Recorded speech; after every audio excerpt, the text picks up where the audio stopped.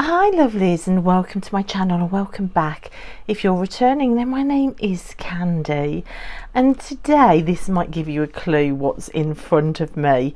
I wanted to do a VR response to the wonderful Rachel from Second Thoughts about the mission. Now Rachel has done a few videos now using picture books, and she started a tag called Picture Book Deck. Now a couple of you have messaged me about this tag saying please join in, and when I returned back to TarotTube recently, it was one of the first videos I went to watch and I loved it. I'm sure you guys were asking me to join in because if you've watched my channel for half a minute you will know I also, just like Rachel, adore picture books. So I just thought this was just the most gorgeous tag. So what I've got beside me is a huge pile of decks and picture books, and I wanted to talk about why they're my favourite, show you them both and show you why I've linked them. So we're going to start off with the David McKee book called Not Now Bernard. You can see, look, it's very battered. It's all been sellotaped together. This was one of my kids' very favourite books when they were little. They loved it. It went on camping trips with us and it got read to the point of it falling apart, as you can see. So right from little babies, this picture book has just been an absolute joy. But it's actually a really sad book. If you know the story, you'll know it's about a little boy called Bernard who is just desperately trying to get his mum and dad's attention, and they're constantly too busy. "Hello mum," said Bernard. "Not now Bernard," said his mother. And this is just the pattern throughout the book. They've always got something different or better to be doing. So it really is kind of like a quite a tragic story, I think. Even when Bernard tells his mum that there's a monster in the garden that's going to eat him, she just says, "Not now Bernard." So Bernard wanders out into the garden. You think there's going to be a happy ending for Bernard, that perhaps he might make friends with the monster, but no, the monster does eat him up every bit and then goes indoors. But the monster gets absolutely the same treatment. Even when he bites the dad's leg, he just gets "Not now Bernard." So Bernard, or what the mum and dad think is Bernard, gets fed, gets put in front of the telly, gets yelled at to go to bed, gets put to bed, has good night said to him, and nobody ever notices that Bernard is gone. "But I'm a monster," said the monster. "Not now Bernard," said Bernard's mother. So it's a really tragic story of somebody who everybody is too busy for. And I just thought to myself, what Bernard really needed was not to go and try and make friends with the monster in the garden. He really needed some self-affirmation cards alongside some self-care cards. So I've picked out two decks off Tilly's shelf. We've got the Panda affirmation cards here, and we've also got self-care wisdom cards. And although I am not always a great fan of affirmation cards, I think when you pair them with self-care cards, it's a completely different story then. So what you've got on these Panda cards, you've got these gorgeous backs which look like children's picture books in their own right, but then you just have messages. Now these are great to pick out with the kids before school. Tilly will often ask for a Panda card. So you've got messages like, "Today I will express myself. Today I will express my feelings openly and honestly by writing them down and reading them aloud." Or you've got messages like this: "Today I will see the possibilities. Today anything is possible. My heart is open to any and all possibilities. Today I am persistent. Today nothing will stop me from accomplishing my goals. Nothing will stand in the way of my happiness." So you've got lots and lots of different messages like this. "Today I move forward. Today I am powerful. Today I feel worthy. Today I am receptive."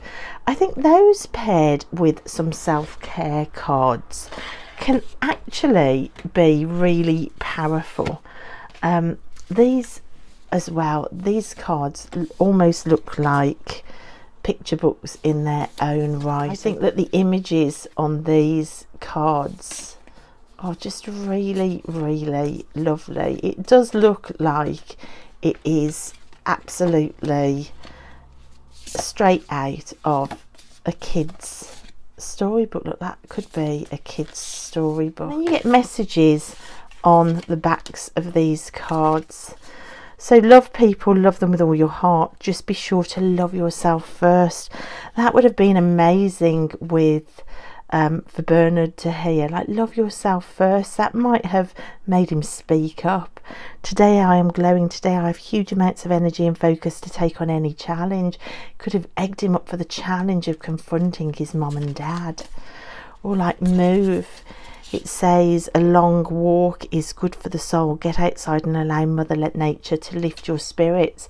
Perhaps that would have led him away from the monster and somewhere safe. So all of these together with the messages on the back of the self-care cards might just have helped Bernard if only he'd had these decks. I just think a combination of affirmation cards, self-care cards would have helped Bernard to speak up. Now, another absolute favourite author and series of books I loved reading to my kids were all the Jane Hissey books, all about the animals and the teddy bears in the bedroom that would come to life when all the rest of the world went to sleep. So this was one of our favourites. This is Jane Hissey's book called Hoot. When little bear keeps waking up at night, seeing something weird floating around the room, he tells all his friends and they don't believe him. So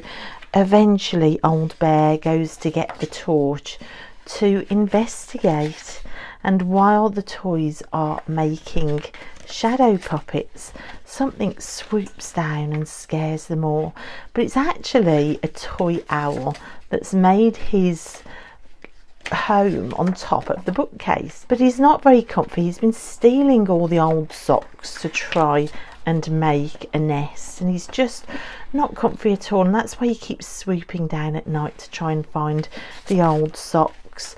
So all the bears and the toys look around the room and find him a bobble hat, which then becomes his new nest, and up he flies to put the bobble hat on top of the wardrobe. But little bear gets stuck up there with him, and he has to go on a bit of an adventure to get down. And it's just the most gorgeous, wonderful picture book. I love these books so much. And of course the owl in gratitude returns all the odd socks and pairs them all up while the bears and the toys are sleeping. So that's Hoot by Jane Hissey. Now I thought, what deck could go with this? And it's another deck from Tilly's shelf. That idea of, like, what is it? What is flying around? The other toys didn't believe little bear at first. It was almost like a mythical creature within the room. So I thought, what decks do I have that I love that have got like kind of mythical creatures that you only occasionally catch sight of? And of course I thought immediately of this mythical creatures affirmation cards. It's another one of our favourites. It's another preschool card pull, very many mornings in a week. It features unicorns and fairies and mermaids and dragons. Of course, some of our key mythical creatures. There are no owls in here, but I think we can make do with those four. So they're also elemental. So of course the dragons are fire, and you can see they come with messages on the cards. In times of darkness I go within, my inner light is always on. The fairies you can see are air. Creative ideas come to me at any time. I'm always ready to receive them. Mermaids, of course, are water. I release all that no longer serves me. And then finally, our unicorns are earth. Whatever I face, I remain true to myself and faithful to all my ideals. So it's a really lovely little deck. This is mine and Tilly's card. That's the two of us that we always say. There's the card that is from the box cover. It is one of those Spirit and Destiny decks. I think that they come with the magazine. I picked it up just for a couple of pounds on eBay. It was one of the first decks I ever put onto Tilly's shelf because she just loved it so much. I think we had cards from this deck, a card pull from this deck, one for me and one for her, every morning for a good year. It has been used that much, and she always wanted to see whether she was going into school with a fairy or a mermaid or a unicorn or a dragon accompanying her. But it's just that idea of somewhere hidden in the shadows or on top of wardrobes there might be a mythical creature just there, if only you could just spot it. And I love it for that, and it just reminds me of that magic of believing in the almost unbelievable, which is what Little Bear did with Hoot, and I just love it. Okay, another favourite for me. As an adult, really, I came to these. I didn't really read them that much as a child, but it's Tove Janssen's writing. Now, I discovered Tove Jansson by actually reading her adult fiction, which there's not a lot of. She's got, I think, the winter story and the summer story. It's only a couple of books. But her adult writing was so stunning that it led me to reading the Moomins stories, which is what Tove Jansson is most famous for. So she's most famous for like these Moomins stories, the sort of comic strip stories. And I just think the world of the Moomins, it's this really strange, odd, often very slow-paced world with all these strange creatures that just, it doesn't matter which way you come at the Moomins, there is such an oddness about them. But it is an oddness that I absolutely love. I did start reading some of these longer books, which you can see again, the illustrations are just at every turn just quite odd, but amazing, which kind of goes with Tove Jansson's life. She had artist parents, and she lived on a deserted island with her grandmother and her mom and her dad. Her dad was a sculptor, and it was a very isolated but incredibly beautiful place where Tove was just left to run wild in her own imagination.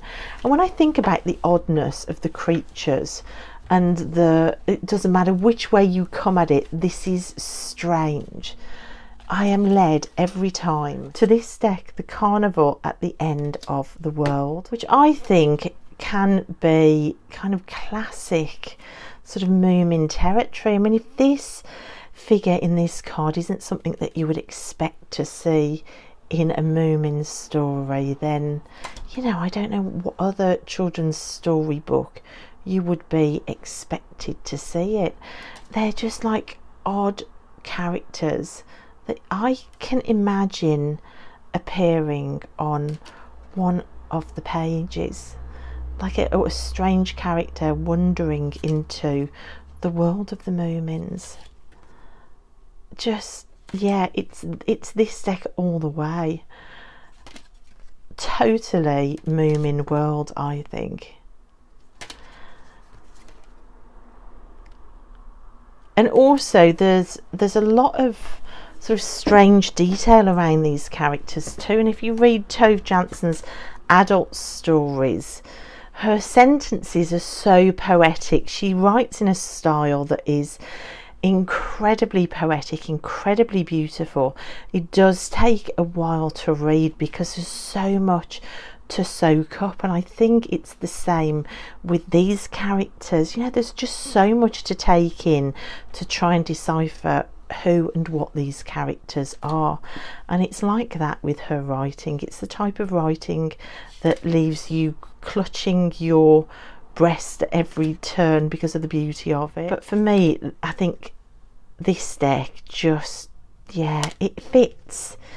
It really fits. I mean, look at these strange characters. Look. So absolutely perfect, I think, for the Moomins. So I love picture books so much that I will still buy them when I stumble across them. Even now, this was one of the more recent purchases I made. This was in a local charity shop, and what made me buy it, purely the incredible style of this artwork, which just is so nostalgic of childhood, I think. Like these bears and rabbits and deers, and sort of the way that the landscape is set out, and the colours. I mean, there's just no way, I think, that you can look at this sort of book, and even like the font, even the fonts used, and not be transported immediately back to a time of nostalgia and puppies and kittens and fawns. It's just everything is just so nostalgic of childhood. I mean, look at that font. That font is just so amazing. Like, you've got tiny princesses talking to frogs. It's just so beautiful. I love it. Hooty Hooty's family. It's just so lovely. Look at these illustrations. It's just completely perfect. So for books like this, I wanted to go with the style of the artwork, and I picked out an oracle and a tarot for this. So the oracle, I picked out the Inner Child Oracle. So this is a Blue Angel deck, and it does have on the backs of them little messages and affirmations, which I think again are lovely. But the rabbit, the little bunny on all the cards, it's in that style, isn't it? And it's actually a beautiful deck to work with. It was one of my favourites last year. It's lovely, and it doesn't shy away from tough messages, even though its style is very picture book style. Like this family card, it talks about chosen family, and the fact that sometimes your family isn't always your birth family, and as a scapegoated child of the family, I really appreciated that so much. So it does come with its adult messages, but it wraps it up in this gorgeous picture book artwork and art style, which I think is just gorgeous. So yeah, and it pairs beautifully with other decks. It will pair even with decks that aren't in this style. There's just something about it that I found like really worked well with decks.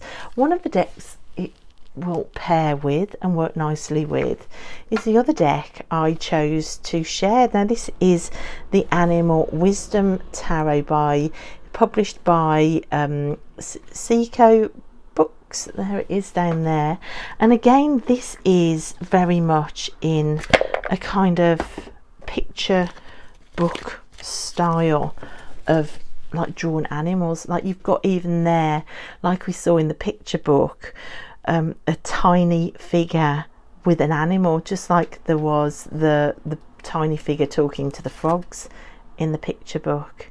But I think it's very picture book style of artwork, and it is one of the most accurate decks that I've got for getting like bang on specific accurate readings. If I go to this deck, you can bet that the message is going to be incredibly clear. And if I let things play out for a few days, it normally materializes right in front of me to a extent where it's really become marked in my mind that this deck always pans out to be incredibly accurate. But I just think that, again, it goes with that sort of nostalgic art style. Like even the death card, it's got that kind of, it almost looks like it could be picked straight out of a child's storybook. So that is the Animal Wisdom Tarot alongside the Inner Child Oracle. I just love them both. Okay, let's go to another couple of classic books as well. Now, this was a favourite as a year one primary school teacher. This was a favourite for me to read. There was an old lady who swallowed a fly. Love the colours in this. I also love the cutout in here. So it goes, there was an old lady who swallowed a fly. I don't know why she swallowed a fly. Perhaps she'll die. And each time the poem gets added to. So there was an old lady who swallowed a spider. Wriggled and wriggled and jiggled inside her. She swallowed the spider to catch the fly. I don't know why she swallowed the fly. Perhaps she'll die. So I would often do lessons, poetry lessons for my year ones, about just adding an additional line, and I would use this book, and look, the poem develops the other side of the page on this cutout. It's just a really beautiful visual representation of how a poem can build with repeating lines and just adding on the next line. And it is a picture book that I love and has got lots of nostalgic memories for me as my time as a teacher, just delighting in picture books with a class full of year ones who were like the 5-year-olds in school, which was the year that I loved to teach. So there's that picture book, but also if we're thinking about insects, there's this little ladybird book, which you can see again is very used. This was actually one of Tilly's very first baby books that she adored. Literally, this was like she had this from birth, and it was this picture book that made me realise how clever Tilly was, because she wasn't talking.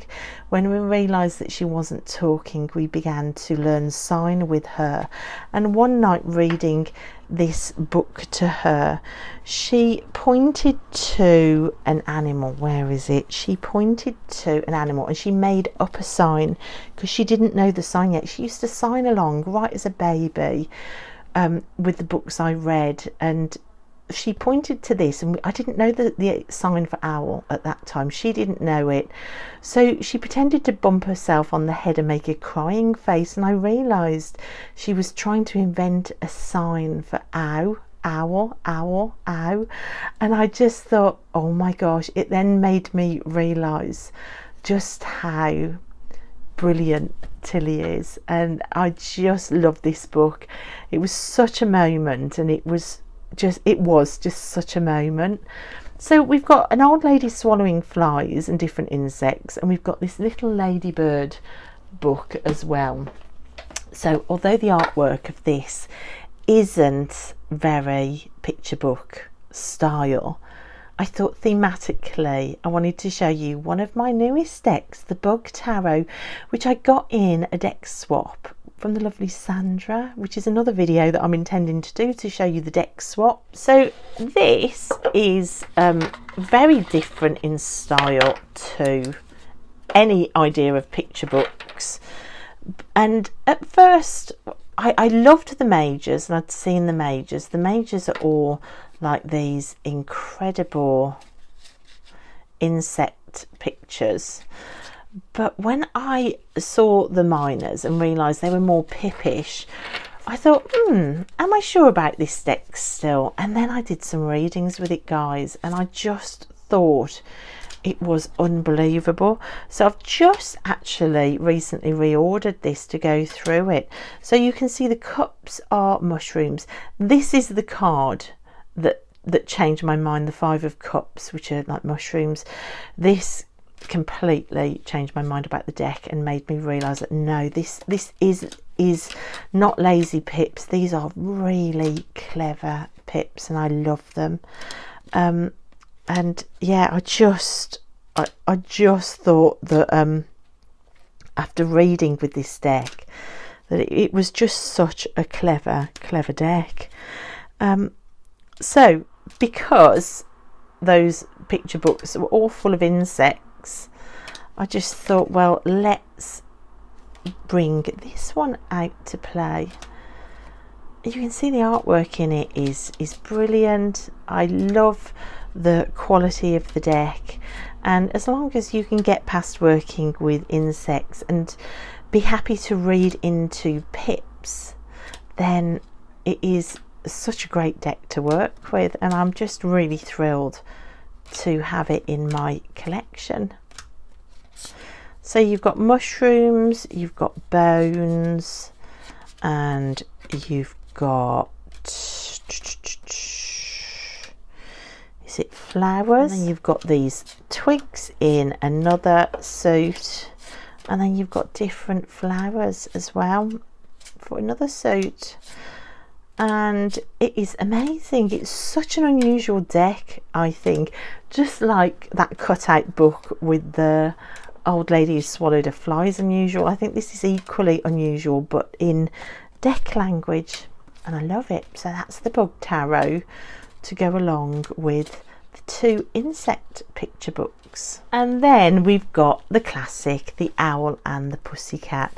Now this is a soft touch storybook, so it's got all the textures in, even on the front here, the wings, you can see it's had baby fingers rubbing it.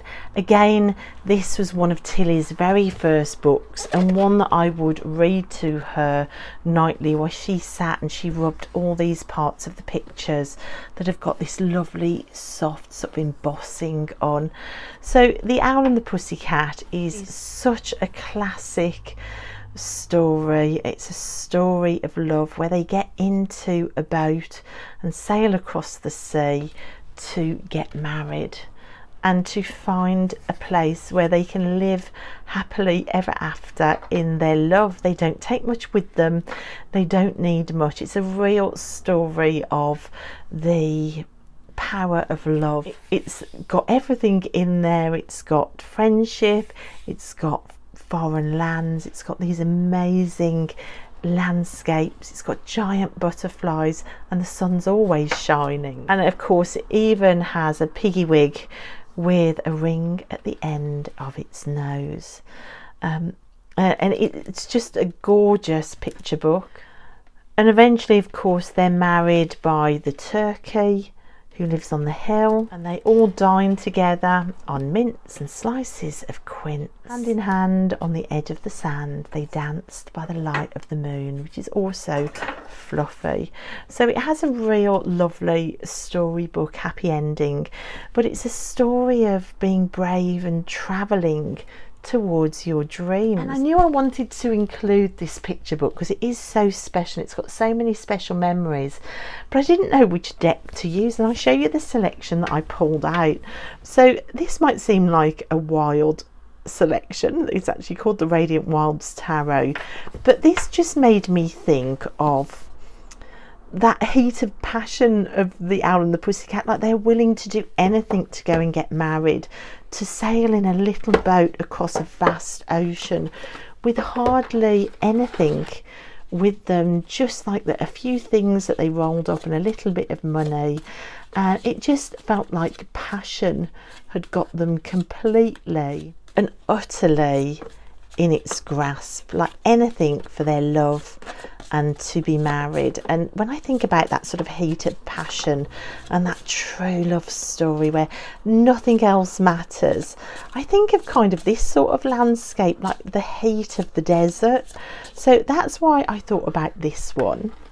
But then I thought about the Healing Waters Oracle by Rebecca Campbell, which I love. Now I'm seeing a pattern of creators kind of dissing the Rebecca Campbell decks, and I am sad about that, because I've been working with the Rebecca Campbell decks. At the moment I've been working with the Starseed deck, and I'm waiting to work with the Healing Waters deck, and I think they're lovely decks to actually work with. I found the Starseed deck just really great to work with, but I thought about that idea of them getting into the boat and crossing the waters, and often there's a journey across water when it comes to healing and to achieving something important that I think was a part of the Owl and the Pussycat story. So I think the ocean and the boat and the travelling just made me think of this deck.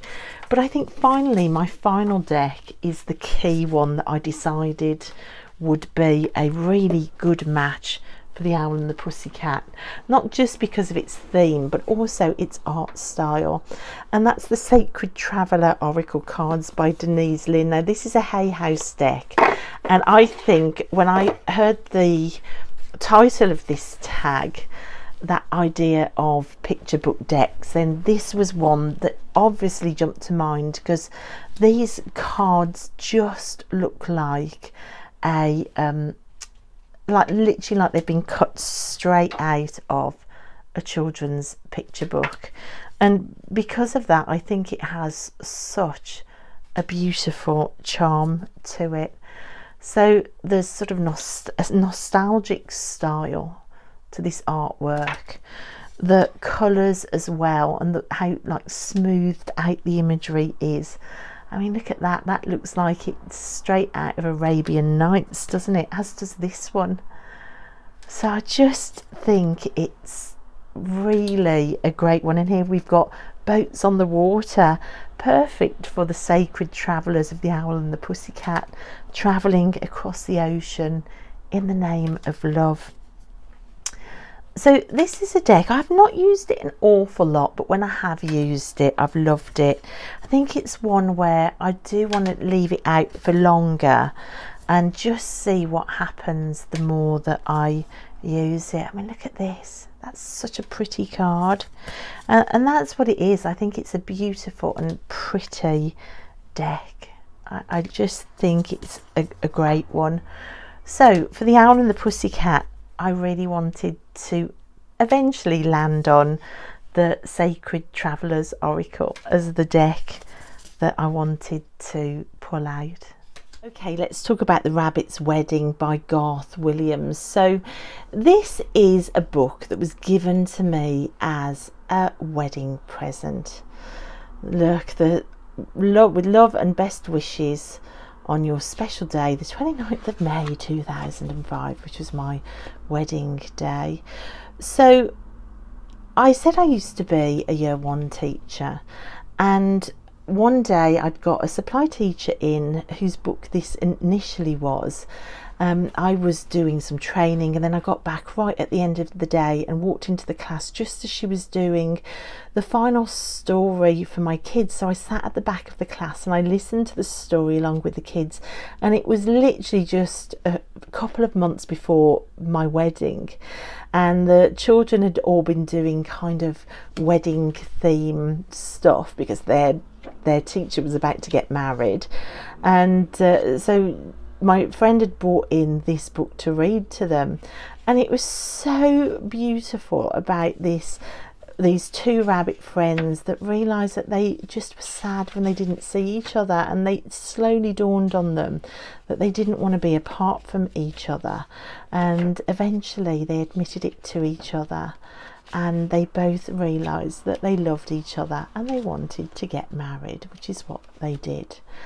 And it just made me cry listening to it, and I loved it so much, and it was everything that I felt going into marriage, which is why this is very bittersweet, because that's the ending that you think marriage should be. The little black rabbit never looks sad again, whereas for me in reality the getting married was just the start of being made to be sadder and sadder and sadder and sadder, and to be pushed literally down a rabbit hole into the darkest, most awful years of my life that took a lot of surviving.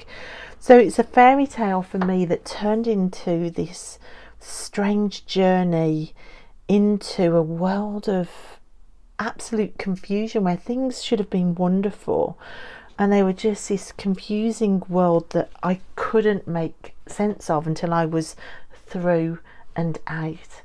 So that idea of being pushed down the rabbit hole and a confusing world at the bottom just made me think of the story of Alice in Wonderland. So this is the Dame Darcy Queen Alice tarot, which I love much more than I love the story of Alice in Wonderland. I find the story of Alice in Wonderland and Through the Looking Glass, I find them very claustrophobic, and it is because of that huge sense of confusion in the story. Like, things never seem to get sorted. As soon as she's the right size again, she eats something else and becomes large, or she gets trapped by something, or she's not sure what she's looking at. It's that dreamscape, confused world. It feels like a nightmare that you can't wake up from, which of course it's supposed to be in the story, where just nothing makes sense. Like, you attend a tea party and nothing at all makes sense, and things that should talk don't, and things that shouldn't talk do. It's just that odd world of smoke and mirrors, like a mirror maze at the fair where you just can't find your way out and you end up bumping into walls. It really is being pushed down the rabbit hole, which in a way is the claustrophobic feeling that I get when I think about being married to the person that I used to be married to. That's how I was made to feel. It certainly was the tower falling down, and being broken and then being shouted at for making the tower fall. That's exactly what it was. So when I think about the rabbit's wedding now, I can't separate it from what came after.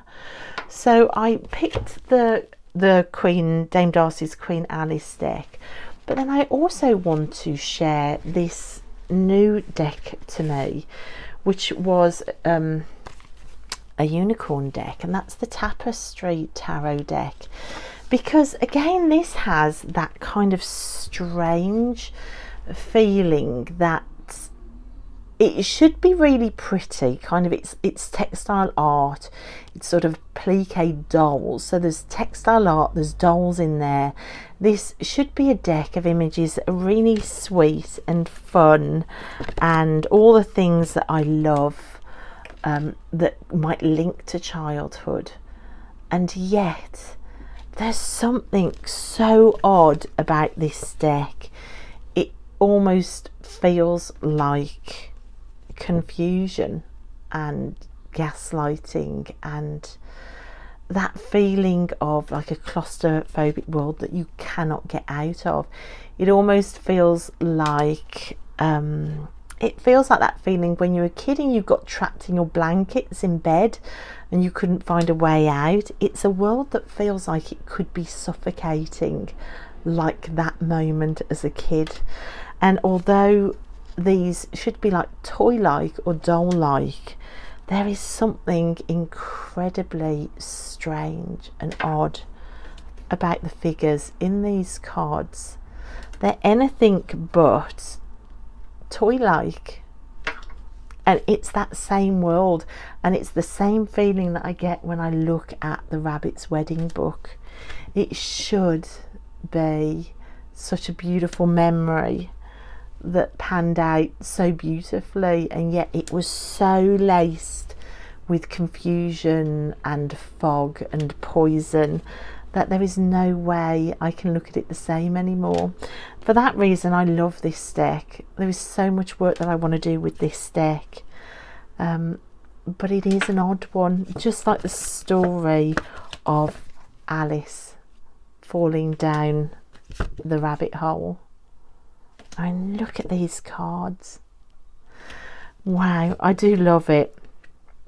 So I think I might stop there. I still have about 10 decks and 10 different books on my bed, and I still have all my Ladybird books I wanted to do as well. So I think I'm definitely going to do at least part 2 of this. I might even do a part 3. And I know that Rachel over at Second Thoughts About the Mission has done a few versions of this video as well. I think it's just one of those tags where if you do love picture books, and you do have a lot of picture books, it's just a lovely way to get your decks out and share the decks, especially like these more unusual decks that you might not be able to share all the time. Do you know what? I can't wait to work with this deck. I've not worked with it yet, but I know exactly what I want to use it for, and I mean, these images are incredible. So I'm going to leave Rachel's links to this tag. I've seen a few other people have responded to VRs, which I'm about to go and enjoy watching those as well, but this is my VR number 1 to it. Like I say, I think there may be some more coming, so I hope you enjoyed that, guys. Thank you, Rachel, and I'll see you next time. Bye.